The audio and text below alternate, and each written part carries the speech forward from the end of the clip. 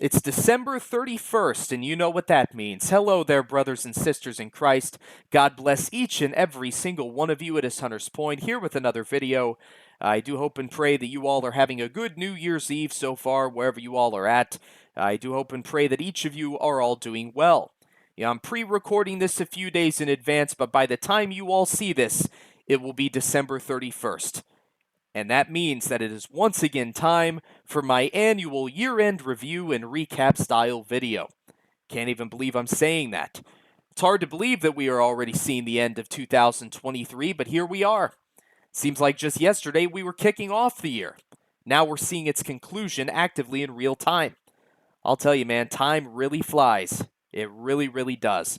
And not that I have to tell you all this, but we have seen so much this year. Perhaps that is putting it lightly, even.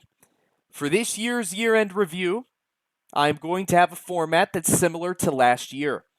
I'm taking the news articles that I've read and combed through over the course of the year, and I'm separating them into 4 subsections, with each subsection containing 3 articles. I want to present this as I have presented my last couple of year-end reviews, but with one difference in mind. I've decided to trim the overall number of articles from 25 down to 12. I want this to be more of a condensed, rapid-fire recap style video. I really want more than ever before for the articles to speak for themselves. And that's not always easy to do if I'm having to read off 30, 40 articles. Whereas if I pick and narrow 12 articles, it's a lot easier to really get the points across for each article, right? The danger when you're reading so many articles is that a lot of the information gets lost in translation because there's so much of it. So by condensing the list from 25 down to 12, I can focus more on each individual subsection and really bolstering those subsections up respectively. So without any further ado, let's get right into the 2023 year-end review. So the 4 subsections that I have here, the first one is natural disasters. The second one is a Middle East update, particularly as it pertains to Israel and Gaza. Number 3, rise of the beast system technology and digital currencies. And number 4, the further rise of lawlessness. So let's go ahead and get right into the first main subsection, natural disasters. I've got 3 articles here. Not all articles are from this month. I wanted to make sure that I picked articles just strictly from this year, but I really wanted to pick articles that pertain to events that have occurred all throughout the year. Not just things that happened this month, but, for example, Hurricane Adalia, which hit in August. So that is what the subject of the first article is going to be. Hurricane Adalia battered Florida with 125-mile-per-hour winds and historic flooding that had left tens of thousands of people without power. And again, keep an eye on the URL. That'll tell you not only the year of publication, but the month of publication as well. So this was from August of this year. Hurricane Adalia has made landfall over Florida's Gulf Coast as a catastrophic Category 3 hurricane that has already left tens of thousands of people without power, according to local officials. Adalia produced storm surges of up to 16 feet in some areas and howled around damaging winds of up to 125 miles per hour, and also left historic freshwater flooding that had completely encompassed Floridian roadways, according to the National Hurricane Center. The National Weather Service in Tallahassee called Hurricane Adalia at the time an unprecedented event, as no major hurricanes, which are those classified as Cat 3 or higher, had ever made landfall through the Big Bend region, even since hurricane data was first recorded and collected in 1851.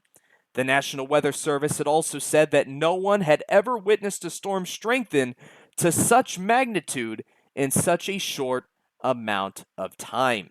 The storm had passed the Appalachian Bay and made landfall over Florida's Big Bend region, where the peninsula merges into the Panhandle. It is directly impacting towns in Florida, such as Gainesville, Jacksonville, Tallahassee, Dowling Park, Lake City, Cedar Key, Chiefland, Newberry, Cross City, Apalachicola, Perry, and other Florida cities. Those were the cities that were directly impacted at the time. Its impact was also felt in Orlando, Spring Hill, Bradenton, Bartow, Ocala, Lake Placid, Tampa, Sarasota, and Fort Myers. Savannah and Brunswick were also in the storm's projected path, and they did deal with impacts as a result. Water levels had surpassed 10 feet in Cedar Key as a direct result of Adalia's landfall, which nearly doubled the previous record that was set in September of 2016 from Hurricane Hermione, according to the National Oceanic and Atmospheric Administration. Adalia was just a tropical storm at one point, and then within 24 hours, it went all the way up to Cat 4 before eventually weakening to a high-end Cat 3 at the moment of landfall. And that is just one of the 3 articles that I have picked, which depicted the natural disasters and weather events that have occurred all throughout the globe this year. The second article that I have chosen deals with the volcanic eruptions that are currently ongoing in Iceland. An Iceland volcano erupts near Grindavik after a swarm of earthquakes had rattled the region. Look at that picture there. My goodness. Icelandic officials say an eruption has started north of Grindavik. This comes after a volcanic eruption was feared for weeks as tens of thousands of earthquakes rumbled throughout the region in late October and November. The Icelandic Meteorological Office warned of the eruption late Monday evening following a swarm of earthquakes. The eruption could be seen on webcams and located near Hagafell, but officials say they are working to confirm the exact location and size of the eruption by air. It definitely looks like it has been a larger scale eruption. The IMO has been warning of the possible eruption ever since a swarm of intense earthquakes was detected north of Grindavik at the end of October.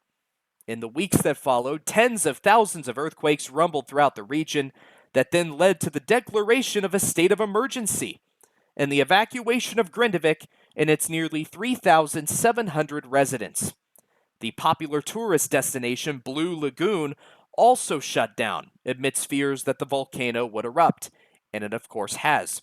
Grindavik was evacuated back on November the 10th, but a decision to let residents return to gather their belongings that were left behind was made 2 days later. At that time, residents in an eastern district of Grindavik returned to gather what they could, including pets, and then retreat back up to safety. More residents in a different district were then allowed to return on the morning of November 13th before all residents were told that they could go back later that day. Strict rules were in place, however. And as we can see, the volcanic eruptions have not only persisted, but they have increasingly gotten worse in more large scale. And that is just the second of 3 events that I have chosen out of the hundreds that have transpired over the course of this year. Seriously, 3 articles don't even do it justice, as the third article pertains to a series of winter storms that have been seen all across the globe. Deadly winter storms caused travel chaos worldwide as heavy snow blankets European cities and even all the way up to Hawaiian peaks. Look at that. Again, just one of the many images I have seen pertaining to the current round of winter storms. Travel was halted across Europe Saturday as heavy snow blanketed cities and freezing temperatures set in following a week of deadly early season storms. Flights were grounded at the time in Munich and Dublin after a winter storm dumped snow across southern Germany and parts of Austria, Switzerland, and the Czech Republic, disrupting travel all across the continent. Hundreds of flights in and out of Munich, were canceled and not expected to resume until Sunday morning, the airport announced. Video captured airplanes and the tarmac at Munich airport blanketed in white as crews worked to clear the wintry mess.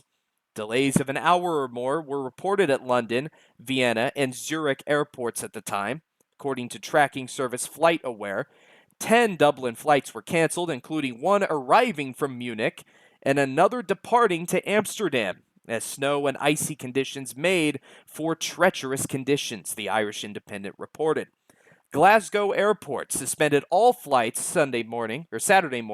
I saw that some of them were still suspended as of Sunday due to heavier than forecasted snow, but resumed flight operations several hours later, at least at the moment.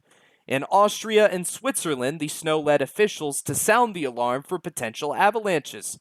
Sporting events across the United Kingdom were canceled, including 11 Scottish soccer matches. In the past week, 10 people died in snowstorms that rocked Ukraine, leaving some trapped in thousands of stranded vehicles, according to officials.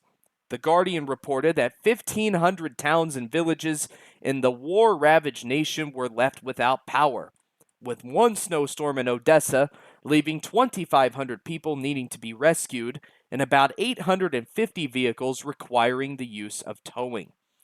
4 people were reported dead in Moldova as a result of the snowstorms. 2 of the bodies were recovered from cars that were buried in snowdrifts. Winter even arrived atop the summits of Hawaii, which saw the first flakes of the season due to the Kona low weather system that brought heavy rain to lower elevations starting Wednesday. It is expected to slow over the weekend, according to Fox Weather. Before weakening, the system drenched eastern Maui with a much-needed 10 inches of rain, and 2 feet of rainfall soaked the Big Island. The inactive volcano, Mauna Kea, received around 5 inches of snow on Thursday. Quote, "It was winter kicking off on top of the summit, just like we're seeing elsewhere in the United States this time of the year," Fox Weather meteorologist Samantha Thomas had told the Post. While those patterns can be expected, experts are keeping an eye on several feet of snow continuing to fall through Saturday in Oregon and Washington. Heavy snow will be confined to higher elevations, causing an increased flood risk for western-facing slopes of the Cascades. We've seen Hurricane Adalia batter Florida with wind speeds of up to 125 miles per hour. That was back in August. And we've seen these ongoing Icelandic volcanic eruptions near Grindavik, following a massive swarm of earthquakes that had rattled the region in the weeks leading up to it. And now we are seeing deadly winter storms that are continuing to cause chaos to travel worldwide as heavy snow blankets the regions from the European cities all the way to the Hawaiian peaks. And that is just the conclusion of the first subsection of news that I have to cover and recap here in this year-end review. The second subsection that I have for you all pertains to the Middle East. So let me move the articles on over, and we will get right into those one on one. First one. Turkey warns of serious consequences if Israel tries to target Hamas officials abroad. And there is the Turkish president, Erdogan. Turkey warned Israel of serious consequences if it tries to hunt down Hamas members living outside what they call Palestinian territories, including in Turkey, according to a Turkish intelligence official and what they had said in a statement on Monday. Necessary warnings were made to the interlocutors based on the news of Israeli official statements, and it was expressed to Israel that such an act would have serious consequences, the official said. Israel's public broadcaster Khan reported on Sunday that Israel would hunt down Hamas in Lebanon, Turkey, and Qatar, even if it takes years. The head of Israel's domestic security agency, Shin Bet, said in a recording. It was unclear when Shin Bet chief Ronan Bar made the remarks or to whom. Turkish President Tayyip Erdogan said on Monday that Prime Minister Benjamin Netanyahu will be tried as a war criminal over Israel's ongoing offensive in the Gaza Strip, referring to the Likud party leader as the butcher of Gaza, quote-unquote. In a speech to a meeting of an Organization of Islamic Cooperation Committee in Istanbul, Turkey, Erdogan said that Gaza is, quote, Palestinian land and will always belong to the Palestinians. Quote, Israel is not only a murderer, but also a thief, unquote, Erdogan said, according to Turkish state media, adding, quote unquote, we cannot let Israel occupy Gaza once again. And this comes on the heels of Netanyahu declaring that Israel is deepening the war in the Gaza Strip and has vowed to not stop until victory is achieved. And there is just 3 of the many sample photos that I have seen of the ongoing war efforts in Israel, and more so specifically within the Gaza Strip. Israeli Prime Minister Benjamin Netanyahu said on Sunday that Israel is deepening the war in the Gaza Strip and will continue to fight until Hamas is eliminated and the Israelis taken hostage have all successfully been returned. Netanyahu, speaking in Hebrew, addressed the video message to Israeli citizens, saying that while it will take time to bring the war to a full conclusion, Israel will fight to the end, quote unquote. Israeli citizens, we are deepening the war in the Gaza Strip, Netanyahu said. Quote, we will continue to fight until the complete victory over Hamas has been achieved. This is the only way to return our abductees, eliminate Hamas, and ensure that Gaza will no longer be a threat to Israel. It will take time, but we are united. The fighters, that's fighting soldiers amongst others, the people and the government, we are united and determined to fight to the end, quote unquote. The Prime Minister continued, quote, war has a price, a very heavy price in the lives of our heroic soldiers, and we will do everything in our power to preserve the lives of our soldiers. But one thing will not be done. We will not stop until we achieve victory, Netanyahu concluded. The Israeli military on Sunday announced that 14 Israeli soldiers were killed over the weekend, and since the ground offensive began, at least 153 Israeli troops have unfortunately been killed. And as if that isn't enough, now you've got Iran continuing to send chilling warnings to those officials in Israel. You will pay, they say. Iran sends chilling warning after alleged Israeli airstrike has killed one of their commanders. Iran's state media says an Israeli airstrike outside of Damascus in Syria on Monday killed an Iranian senior advisor in the Islamic Revolutionary Guard Corps. That's the IRGC. Reuters reported that 3 security sources confirmed the death of Saeed Razi Mousavi, who was responsible for coordinating a military alliance between Iran and Syria. State television interrupted programming to announce the death of Mousavi and described him as one of the oldest advisors for the IRGC in Syria. The announcement stated that Mousavi accompanied Qasem Soleimani, the head of the IRGC's elite Quds force, who died in the U.S. drone attack in Iraq in 2020. Hussein Akbari, Iran's ambassador in Damascus, told state television that Mousavi was in the embassy as a diplomat and that he was killed by missiles fired by Israel after returning home from work. The assassination was a show of Israel's weakness, they say, according to Iranian President Ibrahim Raisi.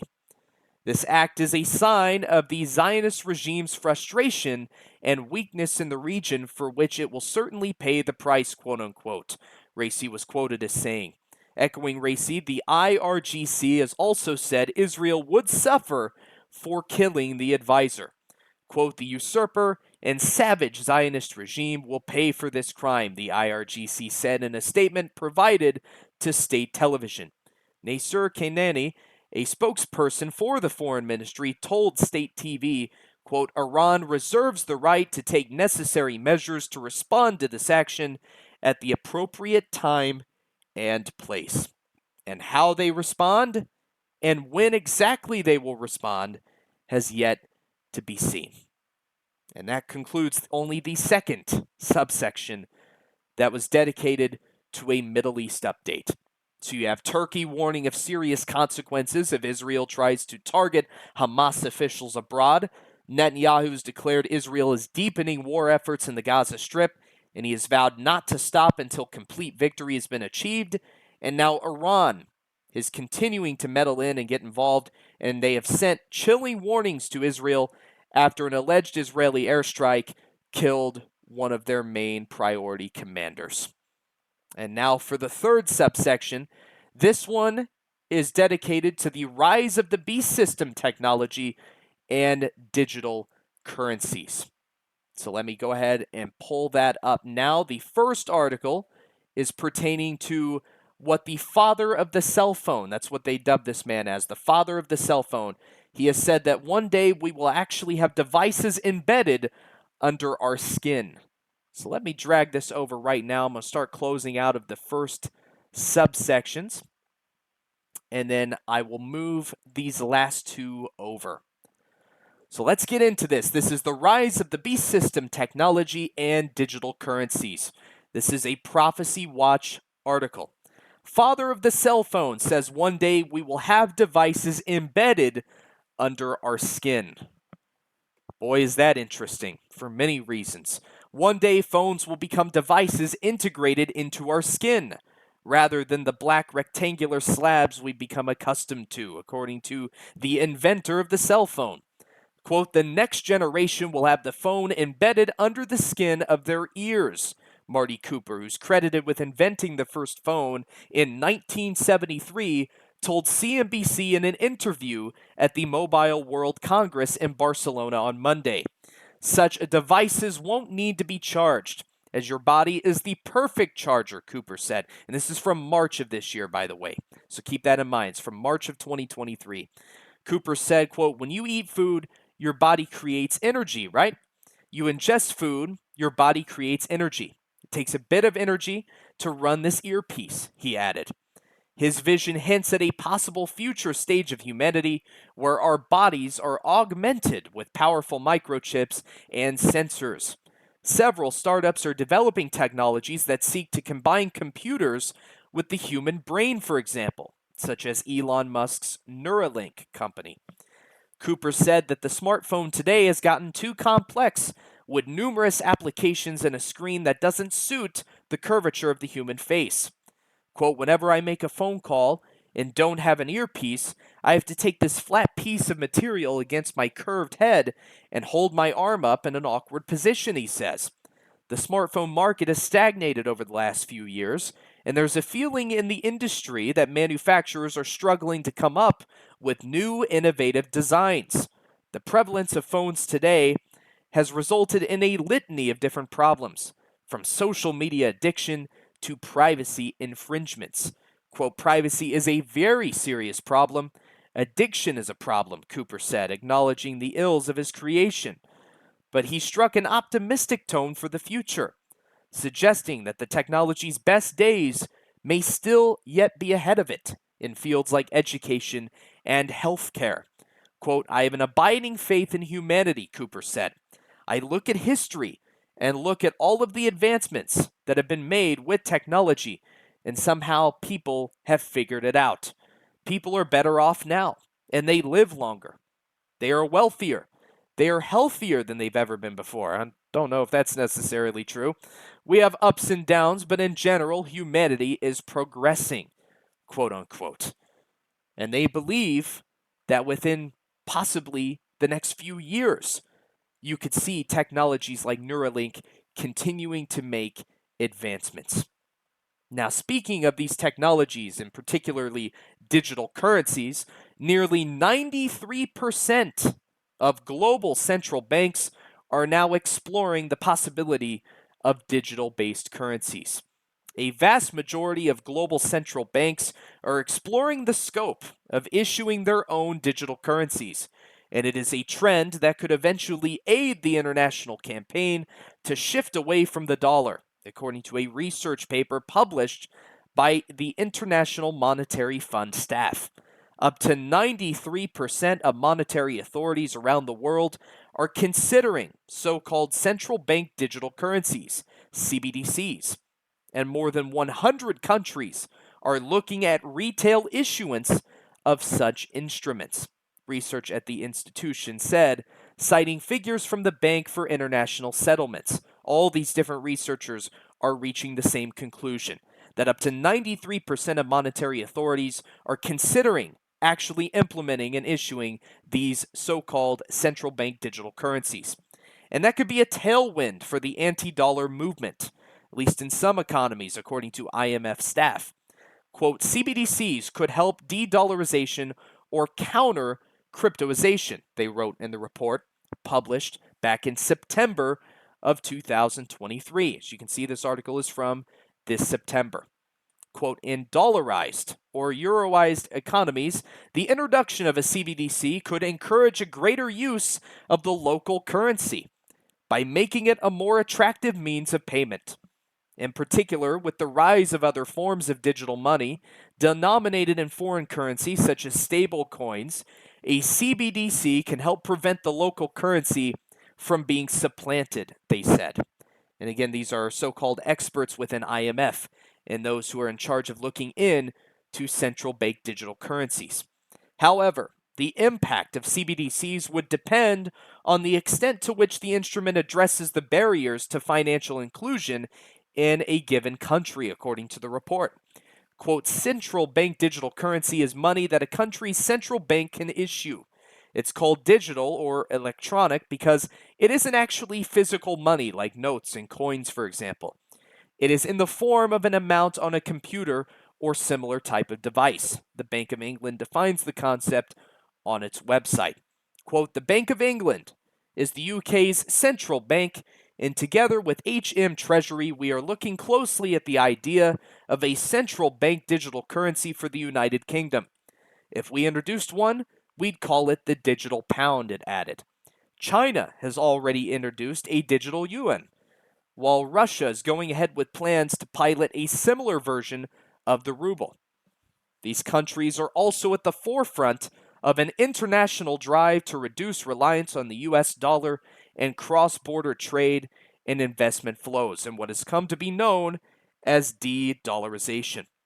And as if that isn't enough, now you have continued statements being made by the IMF as they've now said that central bank digital currencies could eventually replace cash, right? This is piggybacking off the last article that I just read.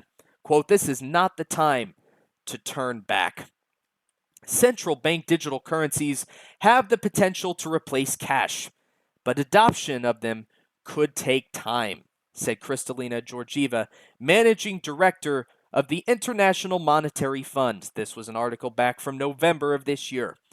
CBDCs can replace cash, which is costly to distribute in island economies, she said at the Singapore FinTech Festival. Quote, they can offer resilience in more advanced economies, and they can improve financial inclusion where few hold bank accounts. CBDCs are the digital form of a country's fiat currency, which are regulated by the country's central bank. They are powered by blockchain technology, allowing central banks to channel government payments directly to households. Quote, CBDCs would offer a safe and low-cost alternative to cash. They would also offer a bridge to go between private monies and a yardstick to measure their value, just like cash today, which we can withdraw from our banks, the IMF chief said in a statement. The IMF has said that more than 100 countries are exploring CBDCs, or approximately 60% of countries in the entire world. I'm going to say that again to really emphasize the point. The IMF has said that more than 100 countries are exploring CBDCs, or approximately 60% of countries in the entire world. Quote, the level of global interest in CBDCs is unprecedented, higher than ever before. Several central banks have already launched pilots or have even issued a CBDC, the IMF said in a September report. According to a 2022 survey conducted by the Bank for International Settlements, of the 86 central banks surveyed, 93% said they were exploring CBDCs, while 58% said they were likely to or may possibly issue a retail CBDC in either the short or medium term. But as of June of this year, only 11 countries have actually adopted CBDCs, with an additional 53 in advanced planning stages and 46 currently researching the topic, according to data from the Atlantic Council. Referring to a 2018 speech by her predecessor, Christine Lagarde, when the former IMF chief encouraged policymakers to follow the winds of change and explore the use of CBDCs, Georgieva said, quote, 5 years on, I'm here to provide an update on that voyage. first countries did set sail. Many are investigating CBDCs and are developing regulation to guide digital money development, said Georgieva, referring to the speech. On Wednesday, the fund launched a CBDC handbook as a reference guide for policymakers all around the world. Georgieva said many countries are investigating CBDCs and are developing regulation to guide digital money developments. And keep in mind, there's going to come a time where you won't be able to buy or sell using physical cash, right? Don't you think it's interesting how more and more businesses, more and more organizations, retail stores, you name it, are converting over to cashless systems? I believe without a shadow of a doubt, we are witnessing right before our very eyes the rise of the beast system, the eventual beast system. Keep in mind, we are not in the tribulation. The rapture of the church, when us Christians are called home, that happens before the tribulation. Rapture hasn't happened yet. The Antichrist hasn't arrived. Tribulation hasn't started. But boy, are we seeing the precursors. Good grief.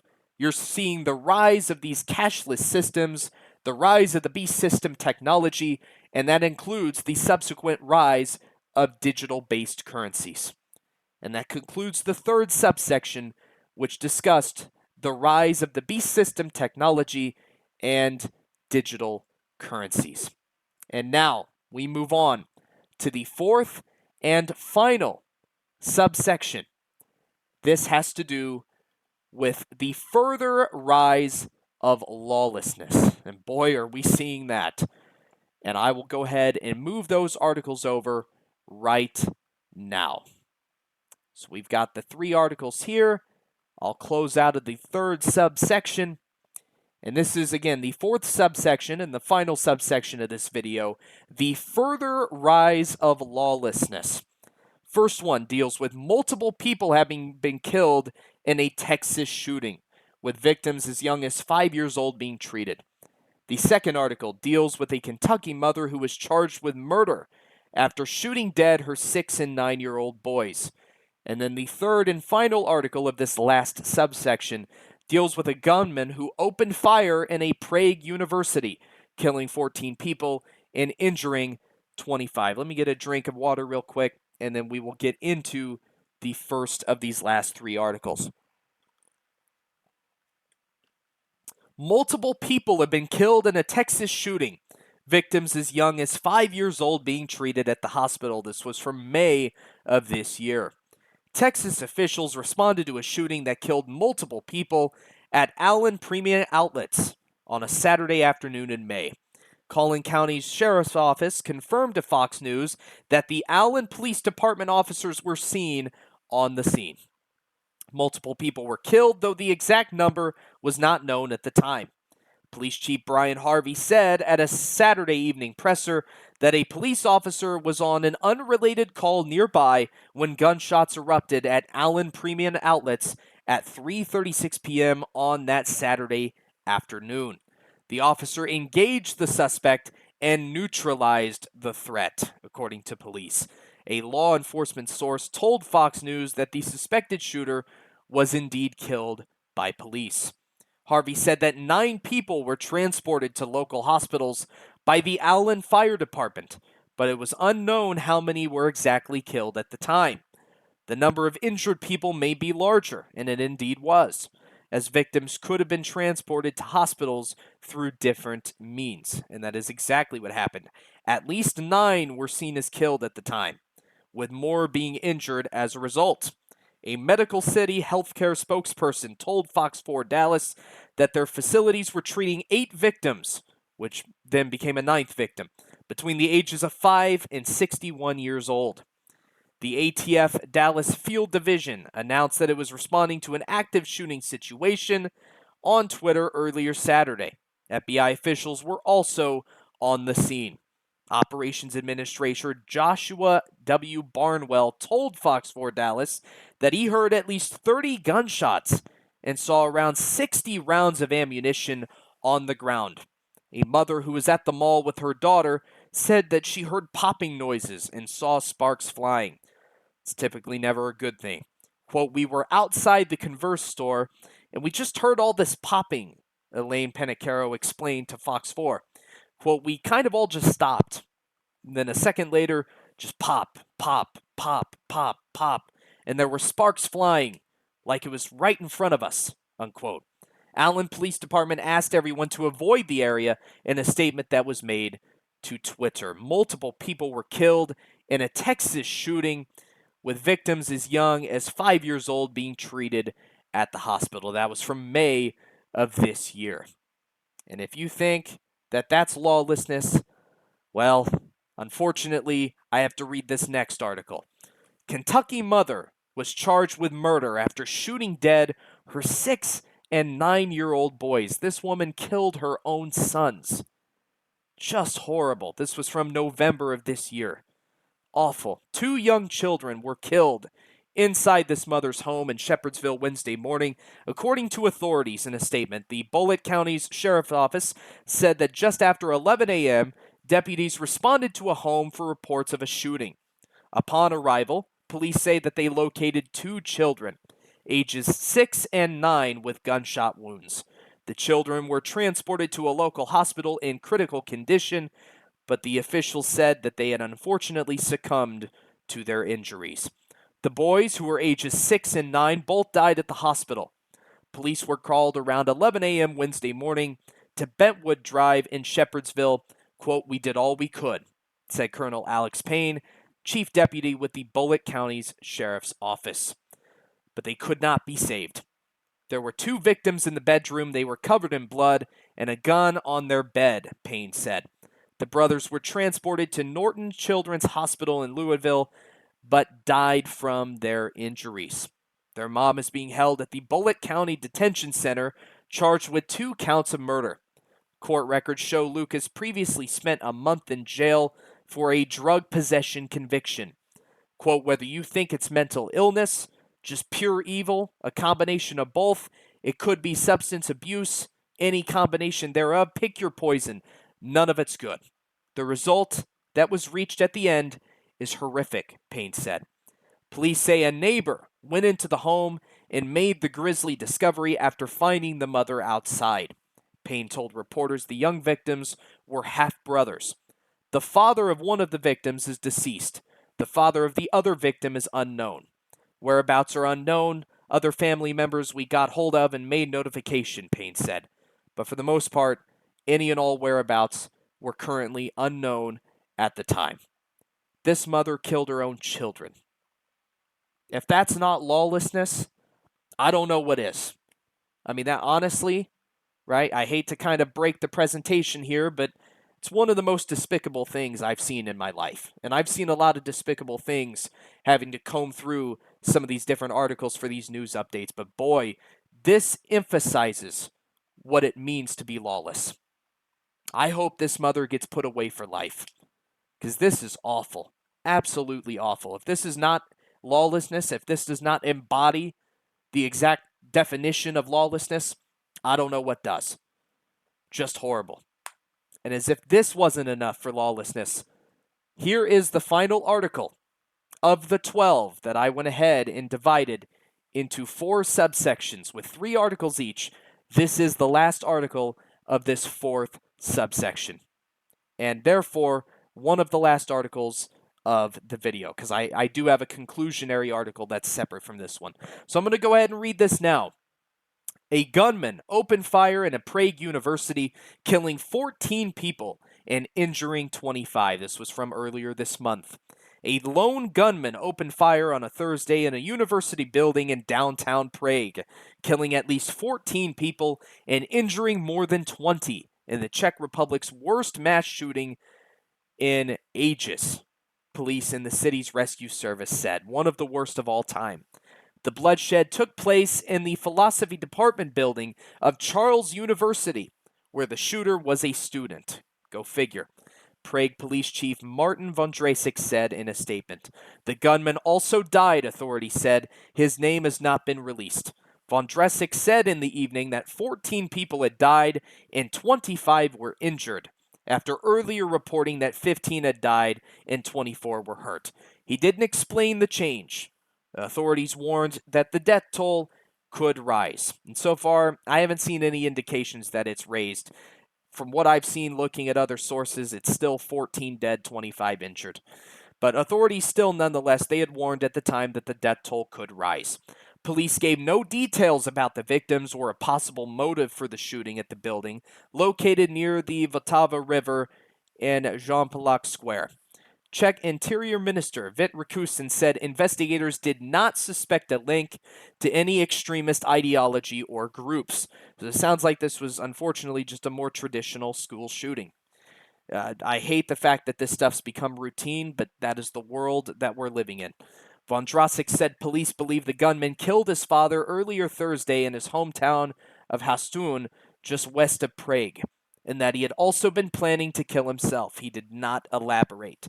Later on that Thursday, Vondrasek said that based on a search of his home, the gunman was also suspected in the killing of another man and his 2-month-old daughter. December 15th in the east of Prague. Just awful. Awful. 2-month-old girl. The chief described the shooter as an excellent student with no criminal record, but didn't provide any other information. The gunman suffered devastating injuries, but it wasn't clear if he killed himself or was shot to death in an exchange of gunfire with police officers, Vondrasek said, adding that there was nothing to suggest that he had been an accomplice, quote-unquote. The shooter legally owned several guns. Police said he was heavily armed on that Thursday and was carrying a lot of ammunition, and that what he did was well thought out and a horrible act, Vondrasek said in a statement. University authorities said that they would be tightening security in university buildings with an immediate effect that would be felt as a result. Quote, "We mourn the loss of lives of our members at our university community, and we express our deepest condolences to all of the bereaved, and all our thoughts are with those affected by this tragedy," Charles University said in a published statement. So you had multiple people killed in a Texas shooting with victims as young as 5 years old being treated. That was from May of this year. You had a Kentucky mother charged with murder after shooting dead her 6 and 9-year-old boys. That was from November of this year. And then you have this article that I just read to you all. A gunman opened fire in a Prague university, killing 14 people and injuring 25. And that was from earlier this month. So those are the 4 subsections. What we went over, the first one pertained to natural disasters. So we discussed Hurricane Adalia, the Icelandic volcanic eruptions being seen as a result of the swarm of earthquakes that it hit, as well as the deadly winter storms that have caused travel chaos worldwide as heavy snow has blanketed European cities all the way to the Hawaiian peaks. Second subsection was the Middle East update, as we discussed Turkey warning of serious consequences if Israel tried to target Hamas officials abroad. We had Netanyahu declaring Israel to be deepening their war efforts in the Gaza Strip, as well as vowing to not stop until complete victory has been achieved. Then we had Iran sending a chilling warning to Israel after an alleged Israeli airstrike killed one of their top main priority commanders. The third subsection was the rise of the beast system technology and digital-based currencies. We had the self-proclaimed father of the cell phone saying that one day we may actually have devices embedded under our skin. It's interesting, obviously a foreshadowing of the mark. And then we had nearly 93% of central global banks are now exploring the usage of digital-based currencies, as well as the IMF saying that central bank digital currencies could actually replace cash one day. And then once again, we covered the further rise of lawlessness with the Texas shooting, the Kentucky mother killing her 2 sons, and the gunman opening fire in a Prague university within the Czech Republic. So that will conclude the core of the 12 articles that I presented to you all in the 4 subsections for your 2023 year-end review. I want to end this by reading one more article, as I believe this is beautifully written and could perfectly encapsulate what we could end up seeing next year. So let me take another drink of water real quick, and then I will go ahead and get into reading this final conclusionary article. So, again, this is off of endtimeheadlines.org, and this was just released within the last couple of days. 2024 could be the year of catastrophic war in the Middle East. I had briefly thought about putting this in the Middle East section, but I wanted it to actually involve events that have transpired. This is more of a prediction article, so I wanted to include this under a header that I wrote called What 2024 Could Bring. And now End Time Headlines is agreeing that 2024 could be the year of catastrophic war in the Middle East. This is an opinion prediction article. The war in the Middle East that began this year is going to go to an entirely new level in 2024. I agree with that insight. As you will see below, fighting along Israel's northern border has escalated significantly in recent days, and this is causing, understandably so, a great deal of concern. Israeli Prime Minister Benjamin Netanyahu has publicly stated that he plans to finish the conflict in the south before dealing with Hezbollah, but he may not have a choice in the matter. Hezbollah forces continue to fire at targets in northern Israel, and the IDF continues to carry out strikes in response. In fact, it is being reported that the IDF just attacked a Hezbollah military headquarters building in Lebanon, quote unquote. The IDF says fighter jets have hit a Hezbollah military headquarters building in Lebanon in response to attacks that were seen in northern Israel today, including one that left a soldier moderately wounded. The IDF also says it carried out artillery shelling at a number of areas near the border today, presumably to foil planned Hezbollah attacks. Several projectiles were fired from Lebanon at areas in northern Israel, with the IDF saying that it struck the launch sites. Meanwhile, we are being told that an IDF airstrike on Damascus has killed a senior Iranian military commander. Referenced that in one of the articles that we discussed earlier. A senior official in Iran's Islamic Revolutionary Guard Corps was killed in an alleged Israeli airstrike in the Syrian capital of Damascus, Iranian media reports. Razi Mousavi was killed during an attack by the, quote, Zionist regime a few hours ago in the Zenabaya district in the suburbs of Damascus, the official IRNA news agency reported in their statements. Using a different name for Saida Zinab, or Sit Zayam, as it is more commonly called, south of the Syrian capital. The Iranians are absolutely furious about this. We are much closer to a point of no return than most people even realize. Even before this military commander was killed, the Iranians had become a lot more active in the Israel-Gaza conflict. On Saturday, the United States blamed the Iranians for a drone attack on a chemical tanker in the Indian Ocean. The U.S. has accused Iran of being behind a drone attack on a chemical tanker in the Indian Ocean. The attack on the Chem Pluto on Saturday resulted in a fire, though no casualties were reported. Though Iran has not commented on the attack, the U.S. military said the one-way attack was delivered by a drone fired from Iran. Subsequently, the Iranians actually threatened to shut down the entire Mediterranean Sea. Iran threatened Saturday that the Mediterranean Sea could be closed if the U.S. and Israel continued crimes in Gaza, state media reported, according to Reuters. The Iranian government has showed support for the militant group Hamas in its war against Israel, while the U.S. has strongly backed Israel despite growing criticism of the Israeli military's war effort. Of course, the Israelis have no intention of ending their campaign in Gaza, as we discussed earlier.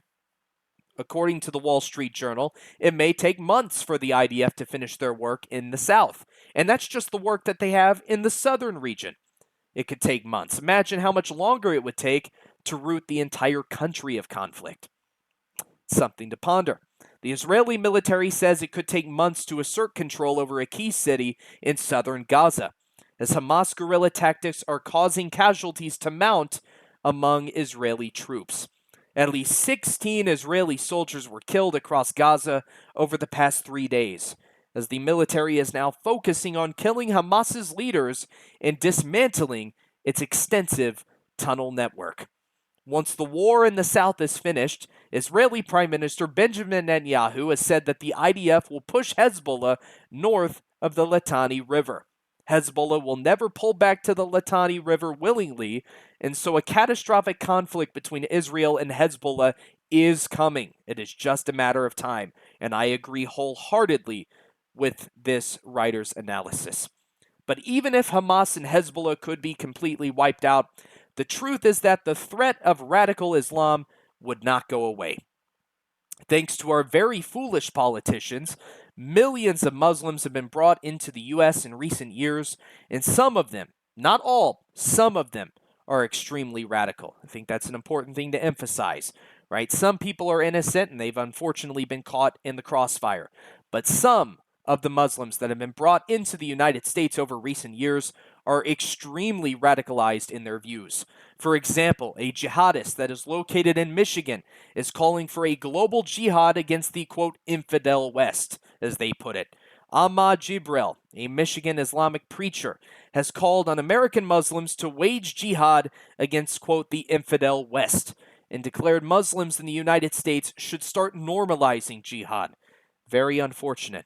An ex-account associated with the radical imam shared several clips, including one that labels Joe Biden a terrorist for his administration's policy towards Israel. Quote, "You have seen that senile pharaoh of our time. He has lost his mind of everything, except his loyalty and support for Jewish occupiers is more to blame for the genocide in Palestine than the occupying Jews," unquote. Quote, "Yes, there is holy war in Islam. It is jihad. This may be a surprise to many who grew up in the West, especially those who were born or grew up post 9/11, because of the growing number of hypocrites who are spreading the American Zionist Islam. And it has nothing to do with Islam. That version of Islam is an Islam that suits the enemies," quote unquote. A lot transpiring. It really feels like now more than ever that the entire Middle Eastern region, and you've heard people like myself say this in the past, that, oh, it's a powder keg that's ready to explode. Now, I'm telling you now, right now more than ever, the Middle Eastern region is truly a powder keg that is just waiting for something to ignite it, causing it to explode. I'm telling you, 2024 could be even more action-packed than 2023 was, and I am predicting that to be the case. You thought this year was bad. Just wait until you see what next year has to bring. Lord, please come. Please watch all over all innocents who are caught into the crossfire, and please, I pray blessings and protections over those who are especially in this Middle Eastern region having to deal with this conflict. You think now's crazy? Just wait until you see what the future holds, because I'm telling you, I think it's going to make what we're seeing now look like merely an appetizer. All right, so that will conclude my 12 article, and if you count this, 13 article, year-end review and recap style video. So that was your 2023 year-end review and recap. I hope you enjoyed the video. I hope my presentation was all right. I was having some audio issues and some issues with my recording application, but I was determined to sit down and give you all another year-end review and recap video. I believe this is my 5th one. I did one in 2019, 2020, 2021, 2022. So yes, this would be my 5th one for 2023.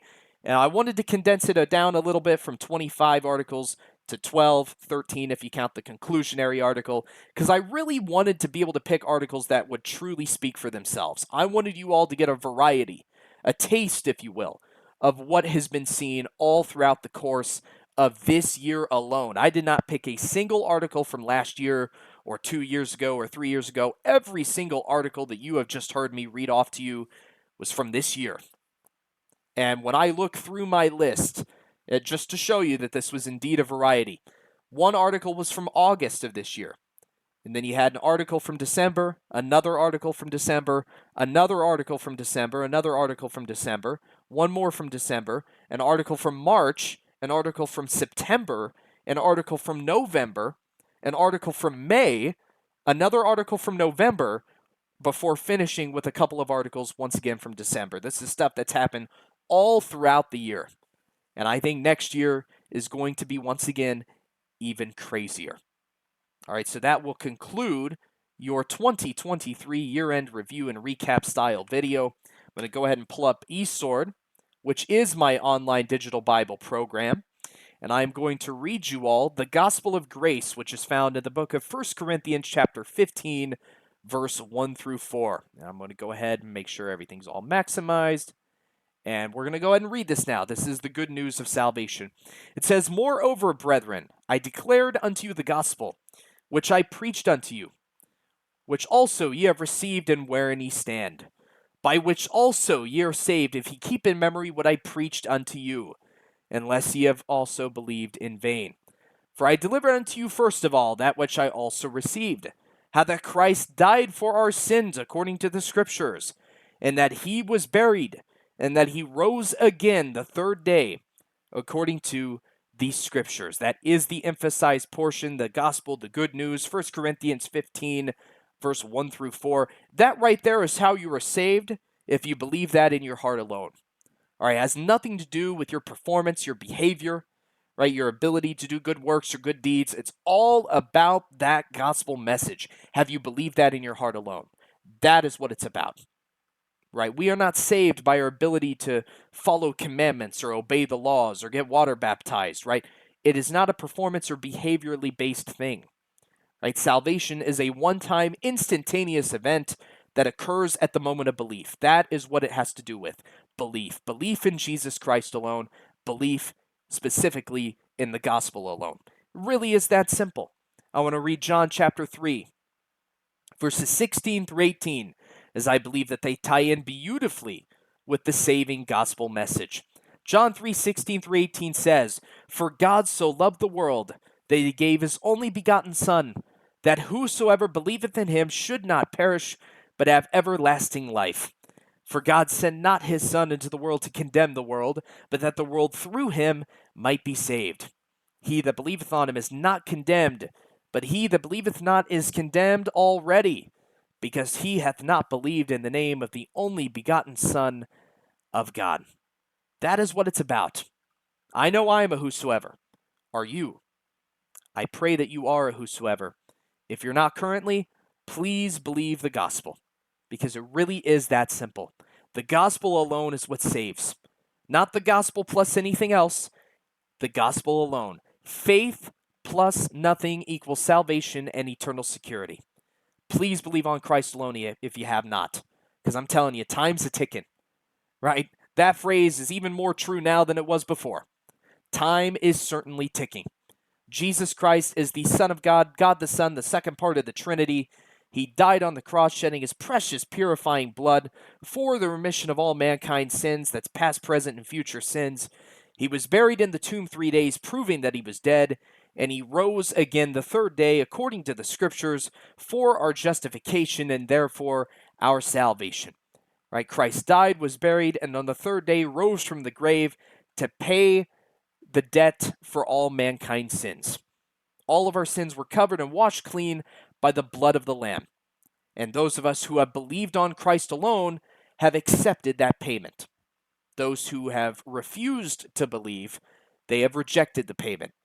And for them, I say, I pray that they believe while they still have time. Please accept that payment for sin. Please believe in Jesus Christ. I want to finish here by reading Ephesians chapter 2, verse 8 and 9. I believe this sums everything up perfectly, man. A beautiful summarization of just how simple salvation is. "For by grace are ye saved through faith, and that not of yourselves. It is the gift of God, not of works, lest any man should boast." We know that grace, by definition, is getting what we don't deserve, which God has offered to us as the free gift of salvation. And we accept and receive that free gift once and for all, past, present, and future, by faith alone, in the finished redemptive work of Jesus Christ alone. Not by works. It is by faith alone in Jesus Christ alone that one is saved. Right? Salvation wouldn't be a free gift if you had to work for it. That would be completely contradictory to what Christ has said in his gospel message that was given to Paul. Salvation is as simple as faith in Christ alone. So I pray again that if you're a non-believer watching this, that you would believe on the Lord Jesus Christ for your salvation and eternal security now while you still have the chance to, because tomorrow is not guaranteed to you. All right, your next breath is not guaranteed to you. Okay, this year has taught me that all too well. I have seen young people drop dead suddenly with no hints of any prior issues. Just dead, gone suddenly. All right, so you have no idea when your expiration date on this planet's going to be. And believe me when I tell you, you do not want to die in a state of unbelief. Because once you have breathed your final breath during your earthly life, that's it. Right? They say you only live once. Well, as far as your earthly life is concerned, that's true. You only have one earthly life. Once that's up, you go to one of two places for either eternal life or eternal damnation. Please don't let it be eternal damnation. Please don't let that be the case for you. Believe on the Lord Jesus Christ alone today for your salvation and eternal security while you still can. Because it really is as simple as that. You don't have to be perfect. None of us are perfect. There was only one perfect person who graced this planet with his presence, and that's our Lord Jesus Christ. You don't have to be perfect. You just have to believe. All right, that is where I'm going to leave you all off at for your 2023 year-end review and recap style video. I will see you all in the next video message whenever it is, should the Lord tarry is coming. Otherwise, God bless you all. All right, see you all in 2024.